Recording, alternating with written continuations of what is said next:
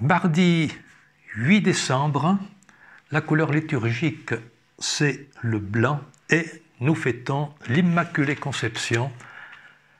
Fête joyeuse s'il en est, l'Immaculée Conception dont le dogme a été proclamé le 8 décembre 1854 par le pape Pie IX. Les textes sont très connus, mais comme précédemment, parcourons-les rapidement. Le récit de la Genèse, eh bien, c'est le récit de la faute d'Adam et Ève, la faute du péché originel, qui n'est pas à prendre, bien sûr, au sens propre du terme, il s'agit d'un mythe, mais que peut-on en retenir? Eh bien, chacun rejette sa responsabilité sur autrui. Ce n'est pas moi, c'est lui.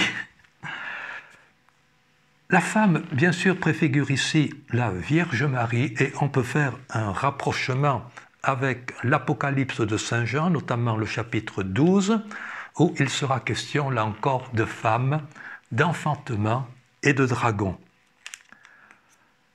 Je mettrai une hostilité entre toi et la femme, entre ta descendance et sa descendance, celle-ci te meurtrira la tête. Permettez-moi, chers amis, d'ouvrir ici une petite parenthèse, et je ne peux pas m'empêcher de faire un rapprochement avec le mythe grec de Pandore, c'est-à-dire la femme parfaite à qui Jupiter a donné une boîte avec interdiction d'ouvrir cette boîte. Mais Épiméthée, frère de Prométhée, a ouvert la boîte et la conséquence c'est que tous les maux et tous les crimes se sont répandus sur la terre et il est resté au fond de la boîte l'espérance. Ici encore, vous voyez, même si c'est du registre du mythe, de la mythologie grecque, eh bien, là encore, la curiosité l'a emporté. Dans le cas de la Genèse, eh bien, c'est l'orgueil de l'homme et de la femme aussi, la femme qui rejette la culpabilité sur le serpent. Mais justement, il est toujours difficile d'accepter sa propre responsabilité et de jauger son influence, de jauger sa propre responsabilité. On a souvent trop tendance à inculper autrui. Le psaume exalte la toute-puissance de Dieu, la joie et l'enthousiasme de l'homme, à travers des chants, sonnez, acclamez le Seigneur terre entière, sonnez, chantez, jouez, chant, musique. Dans ce psaume, eh bien, surtout les verbes sont au passé, ce qui nous renvoie par conséquent à des actions antérieures de Dieu. Le texte de saint Paul, puisqu'il y a ce mardi 8 décembre une deuxième lecture, là encore, les verbes sont au passé pour « il nous a prédestinés », nous y avons été prédestinés. Et cette expression que l'on rencontre deux fois m'a, si j'ose dire, interpellé, parce que je pense que de toute éternité, avant même la création du monde et avant même la création de l'homme, eh bien, Dieu voulait le bonheur de l'homme.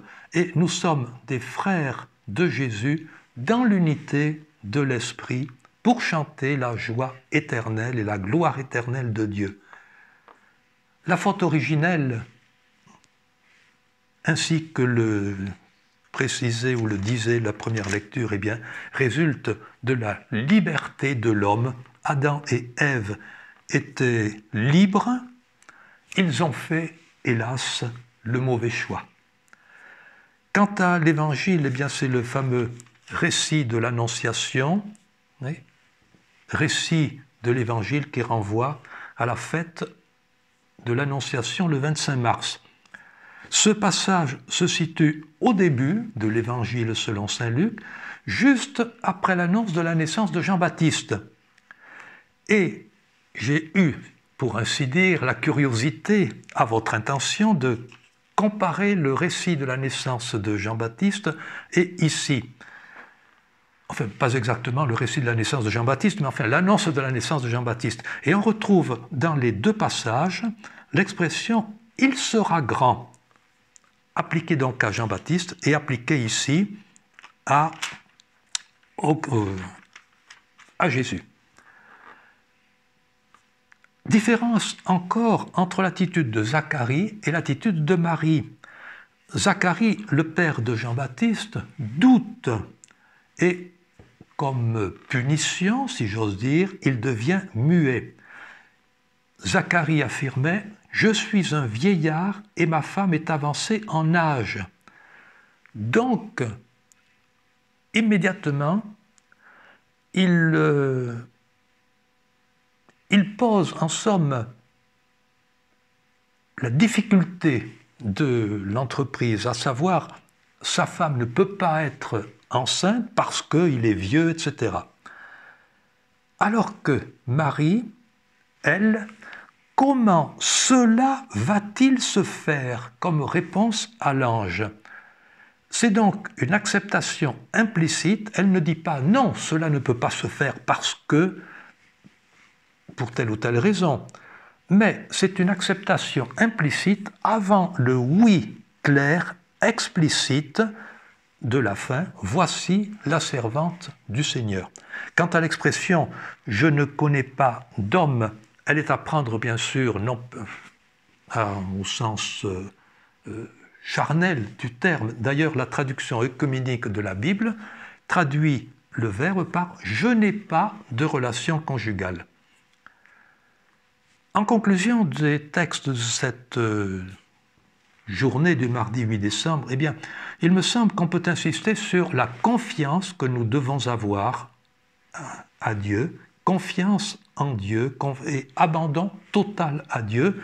Et je ne peux pas m'empêcher de faire un rapprochement avec le père de Foucault, qui va être d'ailleurs bientôt canonisé, et la fameuse prière d'abandon du père de Foucault. « Mon Père, je m'abandonne à toi, fais de moi ce qu'il te plaira. Quoi que tu fasses de moi, je te remercie, je suis prêt à tout, j'accepte tout. » Eh bien, nous aussi, quotidiennement, dans notre cœur, acceptons tout.